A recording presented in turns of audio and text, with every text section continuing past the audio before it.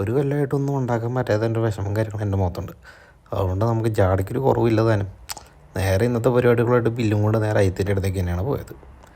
അവിടെ ചെന്ന് ബില്ലും കൊടുത്തു. ഇമ്മാരുടെ തള്ളും കേട്ടുകൊണ്ട് അവിടെ 5 മിനിറ്റ് ഇരുന്നു. നേരെ ബത്തയിലേക്ക്. ഇന്ന് വർക്കൗട്ടുണ്ട്. വർക്കൗട്ട് സ്റ്റാർട്ട് ചെയ്തിട്ട് 2ാമത്തെ ദിവസമാണ്. അപ്പോൾ എന്നാൽ എന്തെങ്കിലും ലേറ്റായിട്ട് ഫുഡ് കഴിക്കണം ഓർത്ത് നിന്നാണ്. നോക്കിയപ്പോൾ 1 കിലോ ഓറഞ്ചും വാങ്ങിച്ചുകൊണ്ട് പിന്നെ നേരെ ജിമ്മിലോട്ട്. അവിടെ അതിൻ്റെ അകത്തോട്ട് കയറി. ലിഫ്റ്റിൽ കയറിയാണ് പോകുന്നത്. വേറെ ഒന്നുമല്ല, സ്റ്റെപ്പിൽ കയറിയിട്ട് എൻ്റെ ഷൂവിന് ഗ്രിപ്പ് കിട്ടുന്നില്ല, തെന്നി പോകണം.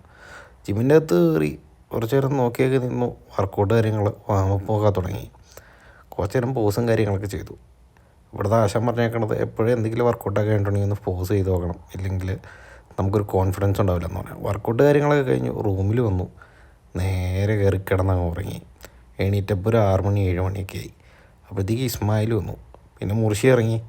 ഇന്ന് അമ്മമാർക്ക് മുടി വെട്ടാൻ പോകണമെന്ന്. നാളെ ഒരു ചെറിയ പരിപാടി ഉണ്ടേ. എന്താ അതങ്ങനെ നടക്കട്ടെ എന്നും വെച്ചോട്ടെ നേരെ അസീസിക്ക് പോകാമെന്ന് പറയുമ്പോൾ ഫുഡ് കഴിച്ചിട്ട് പോകാമെന്നുള്ള ചിന്താഗതി. നല്ല തലക്കറി ഉണ്ടായിരുന്നു മീനിൻ്റെ.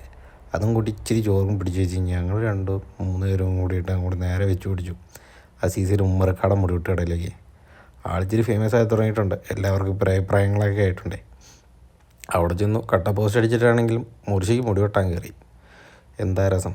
വന്നതല്ലേ മുതലാക്കണമല്ലോ എന്നും പറഞ്ഞുകൊണ്ട് ഉമ്മറക്കാനെ കൊണ്ട് തലയൊക്കെ തടവിപ്പിച്ചു. എണീറ്റ് പോടാമെന്നും പറഞ്ഞുകൊണ്ട് അവിടെ നിന്ന് എണീപ്പിച്ചും വിട്ടു നേരെ ഞങ്ങൾ റൂമിലേക്ക്. അപ്പോൾ ഇന്നത്രേ ഉള്ളൂ. അസ്സലാമ.